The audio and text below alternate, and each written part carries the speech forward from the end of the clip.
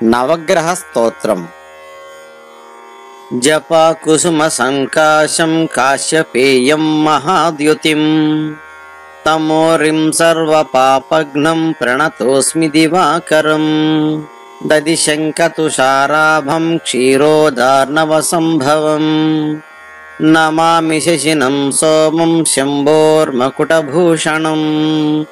ధరణీగర్భసంభూతం విద్యుత్కాంతిసమప్రభం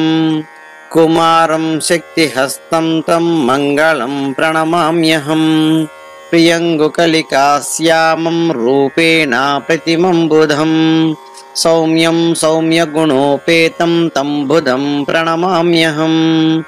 దేవానాం చ ఋషీణాం చ గురుకాంచన సన్నిభం బుద్ధిభూతం త్రిలోకేశం తం నమామి బృహస్పతిం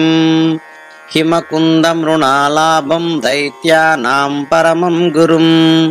సర్వశాస్త్ర ప్రవక్తారం భార్గవం ప్రణమామ్యహం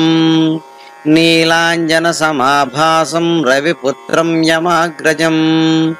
ఛాయామార్తాండ సంభూతం తం నమామి శనైశ్చరం అర్ధకాయం మహావీర్యం చంద్రాదిత్య విమర్దనం సింహికా గర్భ సంభూతం తం రాహుం ప్రణమామ్యహం పలాశ పుష్ప సంకాశం తారకాగ్రహమస్తకం రౌద్రం రౌద్రాత్మకం ఘోరం తం కేతుం ప్రణమామ్యహం ఇతి వ్యాసముఖోద్గీతం యప్పటేత్ సుసమాహితః దివా వా యది వా రాత్రౌ విఘ్నశాంతిర్భవిష్యతి